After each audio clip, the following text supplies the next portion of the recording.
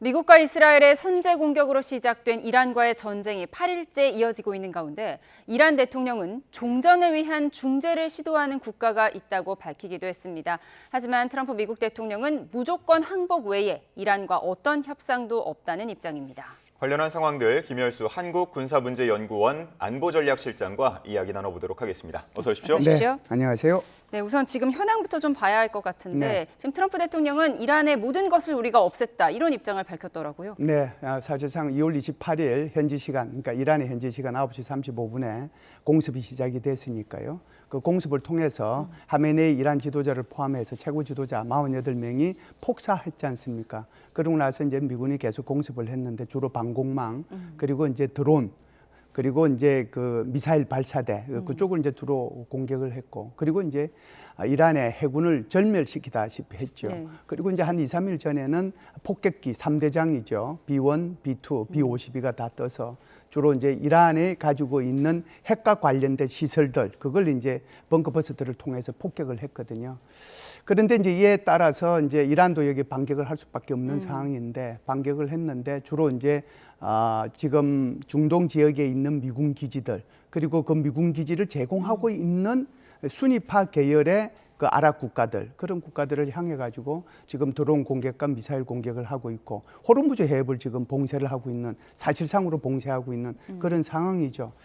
그런데 전체적으로 보면 지금 이란의 그 드론 공격이나 미사일 공격은 현저하게 줄어들고 있다. 그래서 전체는 지금 많이 기울어지지 않았는가 이렇게 봅니다. 그러니까 실질적인 군사력은 완전히 소멸했다. 이란의 육군과 해군은 사라졌고 통신망도 사라졌다. 이런 네. 표현을 했더라고요. 네, 그렇죠. 특히 이제 지금 해군력 같은 경우에는 우리가 그냥 해군 군함이 7척, 11척, 17척, 30척 이런 식으로 해서 이제 다 사라졌다고 그러는데 좀 관심 가져야 될 그 해군에 이란 해군에 관심 가져야 될 그 해군력이 있어요. 제가 두 가지만 얘기할게요. 최첨단 스텔스함이라고 있거든요. 이게 이제 샤히드 솔레이마니급 카타란이라고 하는데 이게 엊그제 그 오만 공해상에서 의뢰로 80년 만에는 의뢰로 의해서 파괴된 거예요. 이게 스텔스함이에요. 그게 이제 의도적으로 파괴를 시킨 거고요. 또 하나는 드론 항공모함이 있어요. 근데 이거는 이제 한국에서 이란에 판매한 그런 컨테이너선이 있잖아요. 그 컨테이너선을 자기네들이 이제 개조를 해가지고 이걸 드론 항모로 만들었어요. 그래서 그 위에는 드론하고 미사일을 싣고 다니는 그런 이제 해군이라고 볼 수 있는데 샤헤드 바겔이라고 얘기하는 겁니다. 이게 이제 4만 톤급이에요. 근데 이 4만 톤급을 이게 시작하자마자 그날 공습하자마자 수시간 만에 이것까지 파괴했어요. 그러면 뭐가 있어요? 완전히 해군력도 이제 다 사라졌거든요. 이제 남아있는 거는 수상정 정도, 몇 개 정도 남아있는 그런 상황이라고 봐야죠. 공군력은 아예 없는 거예요. 그렇다라고 하면 미국이 지금 제공권, 제해권 다 장악했다라고 하는 거고 육군은 들어가지 않았으니까 육군은 여전히 이제 남아 있는데 이제는 이제 단계가 제1단계에서 제2단계로 2단계에서 3단계로 넘어가는데 그래서 나중에 혹시 얘기가 되면 좀 더 구체적으로 말씀드리겠습니다. 예. 그에 대한 이란의 대응을 보면 이라크에 이어서 아제르바이잔까지 주변으로 전선을 좀 넓혀가는 분위기인데 어떤 의도라고 보면 되겠습니까? 근데 아제르바이잔에 대한 공격은 정말 잘못했다라고 생각을 해요. 이제 제가 이 부분은 조금 길게 말씀드릴 필요가 있는데 사실상 지금 얘기하고 있는 게 아제르바이잔이 이스라엘로부터 무기를 공급받고 그래서 친이스라엘이기 때문에 그래서 이란이 아제르바이잔을 공격했다 이렇게 얘기하는데 이건 제가 볼 때는 그렇게 잘 설명된 것 같지는 않습니다.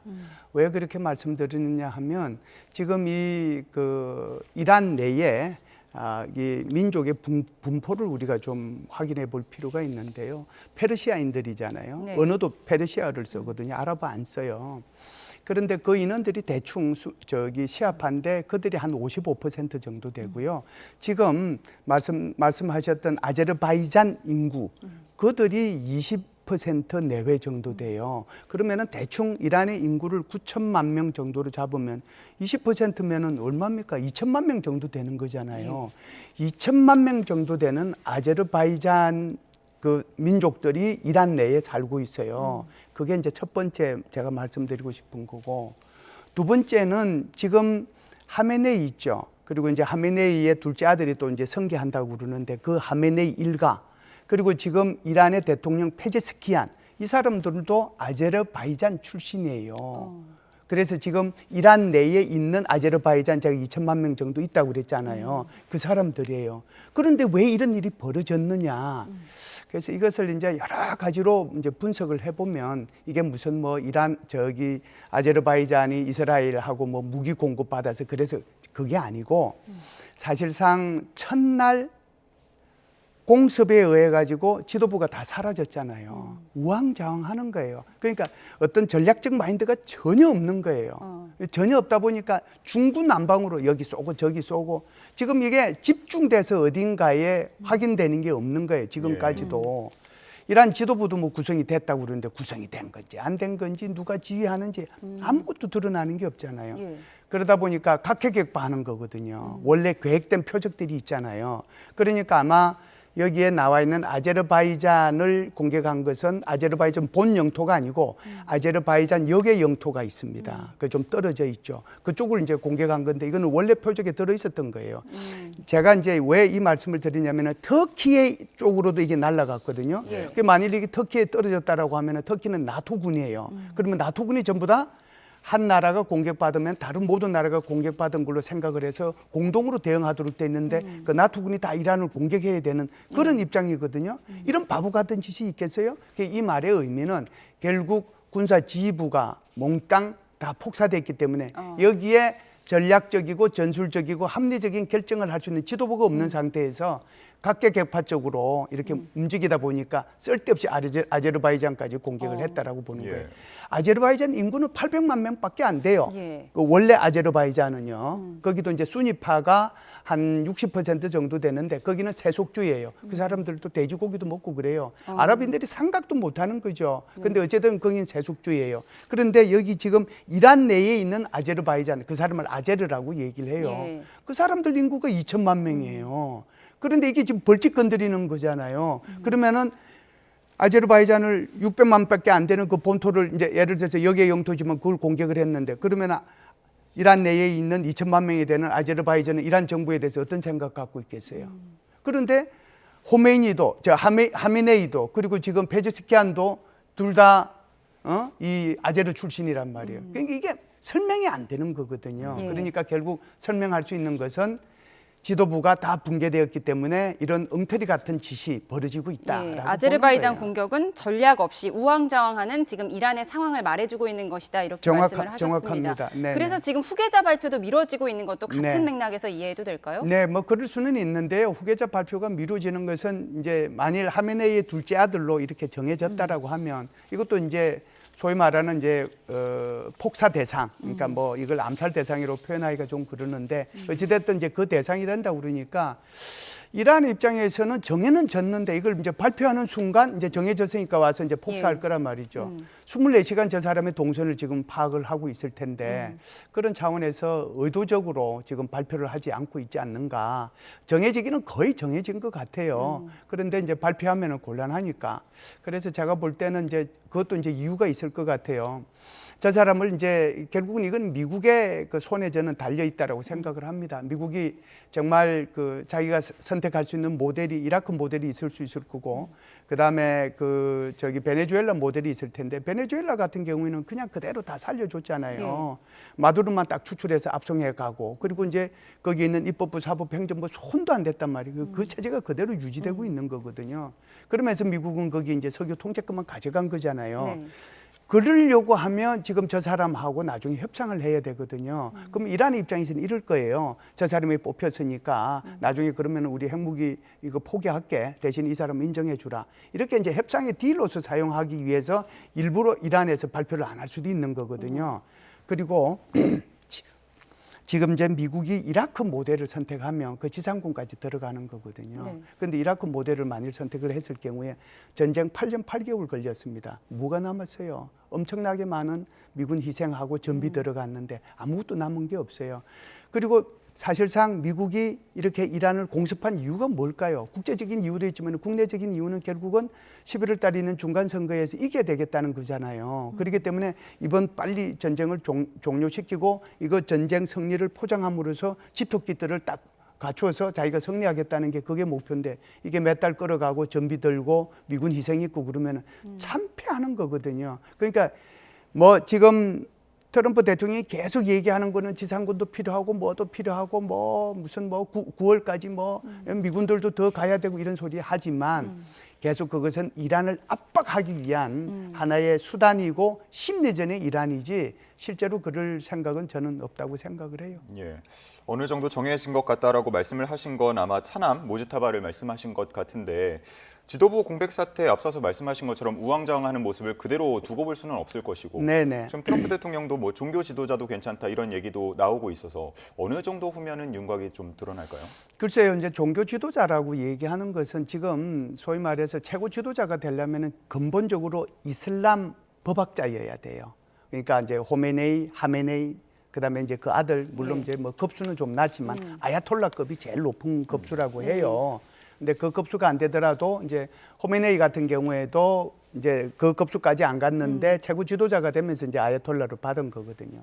그런 식으로 하면 이제 가능하겠죠. 그런데 최고 지도자가 종교 지도자가 돼도 관계없다가 아니라 종교 지도자가 아니면 최고 지도자가 될 수가 없어요. 지금. 네, 그렇기 때문에 어쩔 수 없이 그래야 되는데 그렇다라고 하면은 자기가 바라는 사람이 되면 좋은데 그 자기가 바라는 사람을 이란이 그 사람을 하겠어요. 그리고 이미 최고 지도자 회의 88명이 모여가지고 모인 게 아니고 화상 회의를 통해서 어느 정도 결정을 했다라고 그런 거거든요. 그러면은 이제 둘째 아들이 어느 정도 이제 결정이 된 건 아닌가 그런 생각은 하긴 해요. 사실 뭐 종교 지도자도 괜찮다고 했지만 신정 국가에서 이 종교 지도자가 친미적인 성향을 가질 리가 만무하잖아요. 예, 친미적인 성향이 없더라도 이제 이런 거죠. 미국이 자기가 가질 수 있는 이익만 가져가면 된다라고 생각을 해요. 사실상 이게 이제 이 얘기하면 얘기가 좀 복잡해지는데 무슨 말씀을 드리려고 하느냐 하면은 올해 2월 달에 미국의 국방 전략서를 발표를 했습니다. 그 국방 전략서에 이 전쟁과 관련된 핵심적인 내용이 나와 있어요. 뭐냐면은 절대로 남의 나라를 간섭하지 않겠다. 남의 나라의 정치 체제에 간섭하거나 그것을 미국식 생활을 강요하기 위해서 우리가 개입하거나 그런 일은 절대로 없다. 전쟁을 장기화하는 일에 우리가 개입하지도 않을 거고 다른 나라의 위협이 나의 위협이라고 생각하고 내가 거기에 개입도 안 하겠다. 뭐 이런 식으로 다 나와요. 그런데 지금 저기 정권 교체 얘기까지 나오는 거잖아요.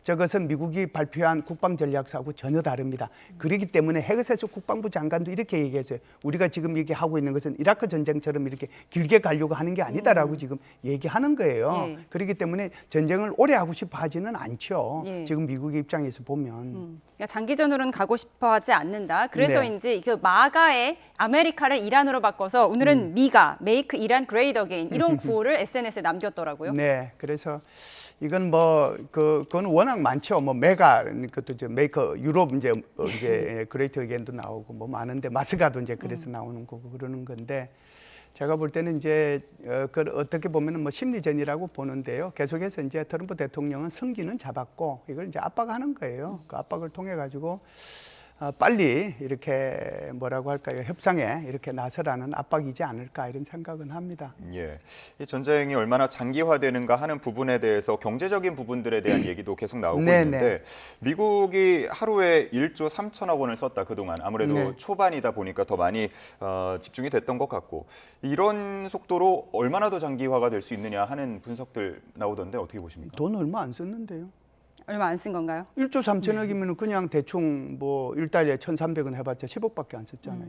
얼마 썼습니까? 돈은 얼마 안 쓴 거죠. 그래서 제가 이제 이걸 비교를 하기 위해서 1991년도에 걸프전, 2001년도에 아프가니스탄전, 2003년도에 이라크전 이때 의회가 승인한 돈만 이게 얼마인지 이렇게 말씀을 드려보면 이 돈이 정말 얼마 안 된다는 걸 금방 이해하시리라고 생각을 하고 시청자분들께서는 아마 도움이 되리라고 생각합니다.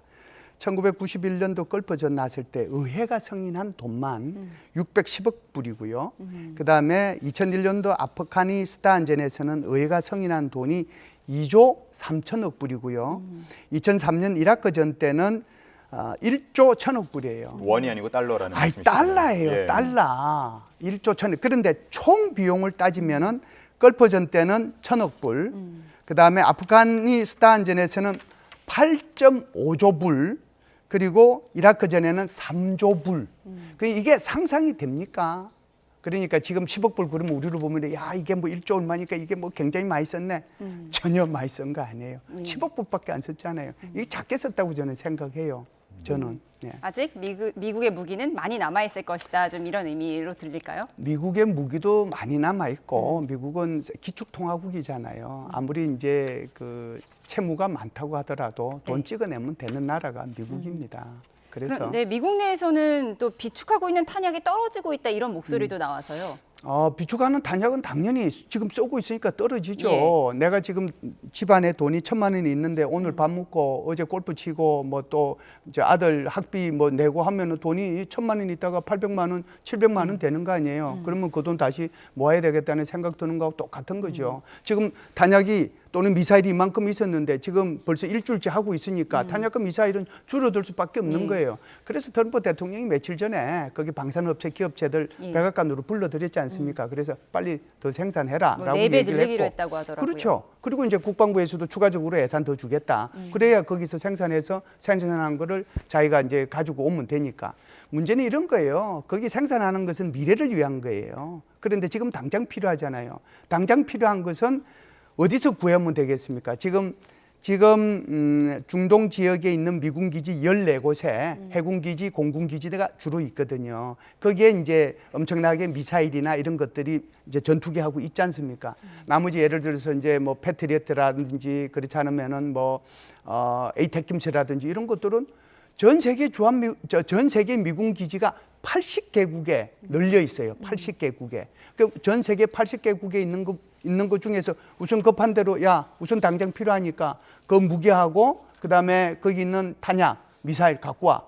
그러면은 그쪽으로 가는 거예요.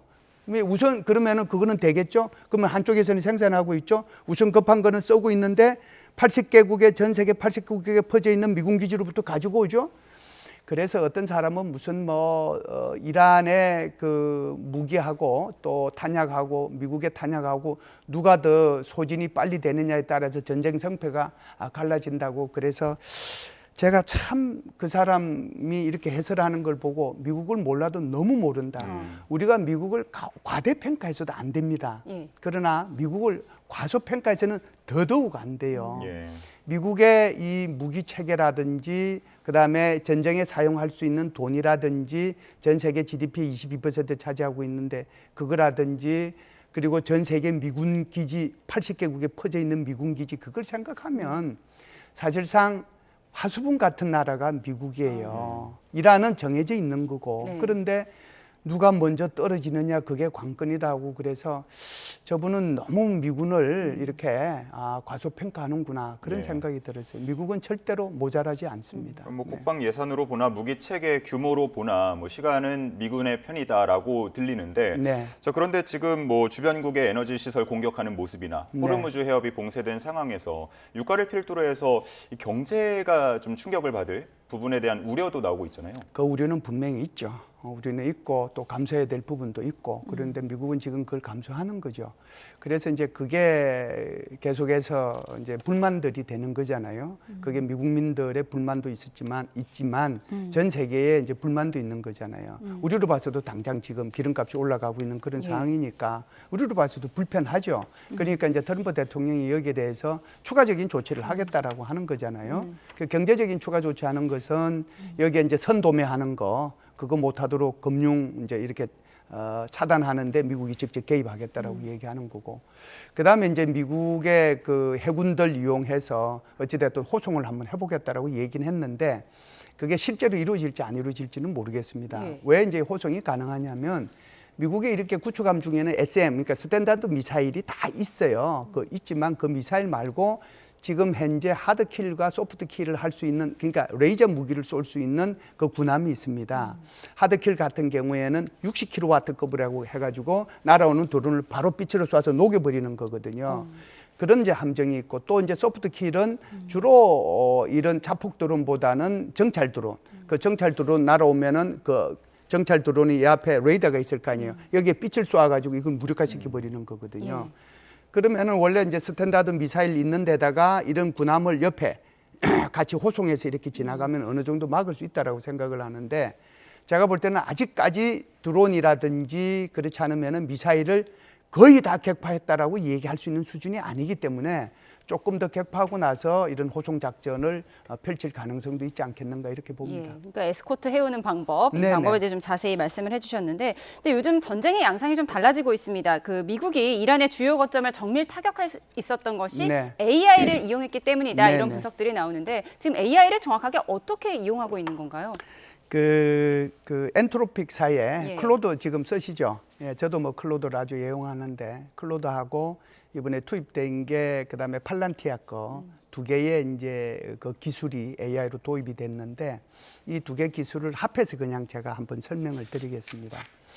제일 이제 중요한 것은 수많은 정보가 들어오잖아요.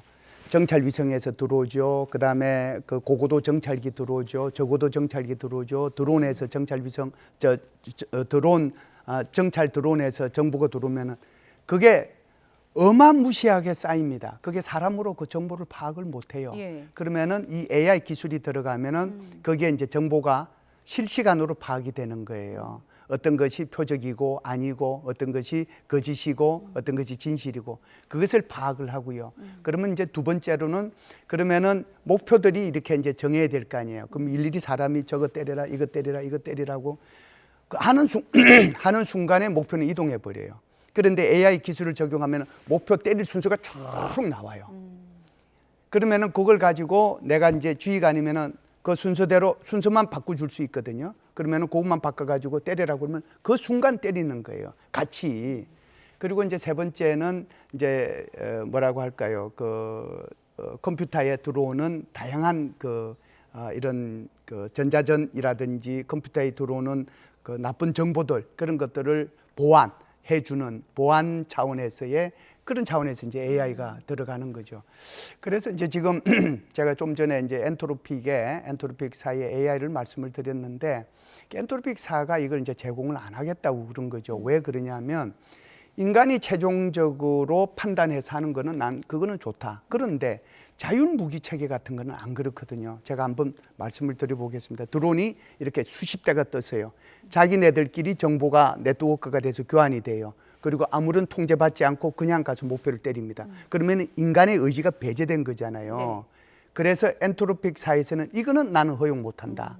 그리고 두 번째는 이것이 미국 사람들을 향해서도 정보를 사용할 수 있다라는 거예요. 그래서 이 두 가지 때문에 엔트로픽사가 더 이상 나는 국방부에 이것을 못한다고 그러니까 국방부에서 그러면은 이제 제일 열받은 사람이 트럼프 대통령이에요. 네. 트럼프 대통령이 야 엔트로픽사하고 끊어 그랬어요. 그런데 이번에 엔트로픽의 이 클로드를 이용을 하긴 했어요. 그거하고 이제 팔란티아크를 이용을 해서 이걸 했거든요. 6개월 시간이 주어졌습니다. 6개월. 이걸 지금 이미 미국의 모든 그 국방망에 이게 클로드가 들어가 있기 때문에 이걸 없애고 챗GPT로 바꾸거든요. 이 클로드를 없애려고 하면 이미 들어가 있는데 이걸 갖다가 금방 없앨 수는 없잖아요. 그래서 6개월 걸립니다. 제가 볼 때는 적어도 이 이란 공습과 관련된 이 전쟁 기간 동안에는 계속해서 클로드가 사용돼서 정보를 수집하고 분석하고 목표를 우선순위를 정하고 때리고 하는데 계속해서 이 AI가 사용될 가능성이 있다 이렇게 봅니다. 예. 자, 마지막으로는 이제 우리와 관련 있는 얘기들도 네네. 한번 해보도록 하겠습니다. 주한미군 기지에서 이 미군의 중동 반출설이 나오기도 네네. 하는데 실현 가능성이 어느 정도 있는지도 궁금하고요. 예. 대북 방어 태세에 공백이 생기는 거 아니냐 하는 우려도 있던데요. 우선 이제 앞부분부터 말씀을 드리면요. 이제 뭐 예를 들어서 또 어떤 분들은 또 나와서 해설할 때 이렇게 말씀하시더라고요. 뭐 그러면은 전 세계의 미군 기지들에서 이렇게 막 이렇게 빼 나간다는 것은 그만큼 미군 전력들이 모자란다는 거 아니냐 그런 식으로 해설도 하시던데 저도 뭐 거기에 대해서는 반대합니다. 왜 그러냐면 작년도 6월 달에 12일 전쟁이 있었잖아요. 이란의 핵시설을 미국하고 이스라엘이 공습을 했지 않습니까? 그때도 대한민국에 있는 주한미군의 패트리어트 미사일 포대 2개가 거기에 갔다가 그리고 12월 달에 다시 한국으로 들어왔습니다. 이 말의 의미는 그때 그러면 전력이 모자라서 갔느냐? 아닙니다. 예비로 추가로 보낸 거거든요. 미국 입장에서 보면 지금도 마찬가지예요. 지금 가지고 있는 거를 더 추가적으로 보내가지고 방어하기 위해서 하는 거거든요. 한국에는 미군 주한미군 포병여단 산하에 총 8개의 그 패트리어트 포대가 있어요. 그래서 제가 볼 때는 이번에도 지난번 것을 준용을 하면 2개 내지 3개 정도의 이런 포대가 중동 지역으로 재배치될 가능성이 있다라고 하는 것을 첫 번째로 말씀을 드리고요. 그다음에 두 번째는 우리나라에 주한미군의 에이테킴스 부대도 있습니다. 이건 사거리 한 300km 정도 나가는 자탄이 딱 쏟아지면 축구장이 완전히 그냥 없어지는 그런 그 능력을 가지고 있는 건데 여기에 대한 추출 가능성도 있을지는 모르겠습니다. 그러나 어찌됐든 이 패트리어트 부대든 에이테킴스든 이것이 차출될 때는 지금 이제 질문하신 것처럼 우리로 봐서는 대북 태세가 중요하기 때문에 한국 국방부하고 협조를 합니다. 그래서 한국 국방부하고 협조를 해서 그 중에서 가장 이제 덜 급한 전투 준비 태세에 문제가 없는 이런 이제 무기 체계나 부대부터 이렇게 빼내는 것이죠. 그것은 아마 우리 한국 국방부가 주한미군하고 협조하리라고 생각합니다. 예, 마지막 질문 드릴게요. 네. 지금 이란 대통령이 최근에 종전을 위해서 중재를 시도하는 국가가 있다고 했는데 그럼 어느 국가일까요?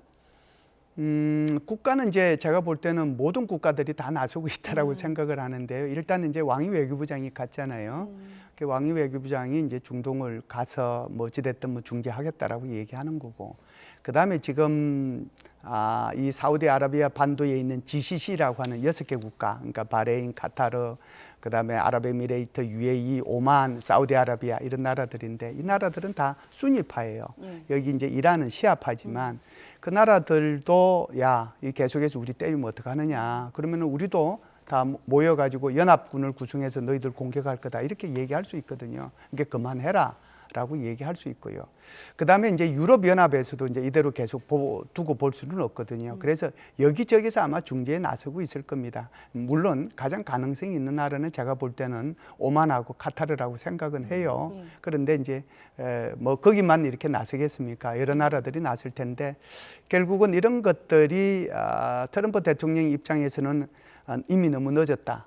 그리고 이제 계속해서 우리는 공격할 거다. 또 하메네이 둘째 아들은 안 된다 이런 식으로 얘기하는 것은 협상에서의 주도권을 잡고 미국이 원하는 그런 목표를 달성하기 위해서 강압적인 형태로 이런 심리전을 구사하고 있는 이런 단계이기 때문에 어찌됐든 협상은 그렇게 멀지 않은 시간 내에 뭐 글쎄요 한 2, 3주 뭐 길어봤자 3, 4주 그 정도 되면은 저는 전쟁은 종결된다라고 생각합니다. 더 이상 가가지고는 트럼프 대통령으로 봐서도 중간 선거를 의식하지 않을 수도 없고 이제 2단계로 넘어가면은 전부 다 산업 인프라 이제 때리는 거거든요. 군사 시설하고 사람 인프라 때리는 거. 3단계로 넘어가면 이제 사람을 죽이는 겁니다. 누구요? 바로 이란 군들이에요. 그러면 이란은 뭐가 남아요? 이제 이런 데 대한 이란의 고민도 있을 거다 이런 생각은 해요. 알겠습니다. 8일째 이어지고 있는 중동 전쟁 짚어봤습니다. 지금까지 김열수 한국군사문제연구원 안보전략실장과 함께했습니다. 고맙습니다.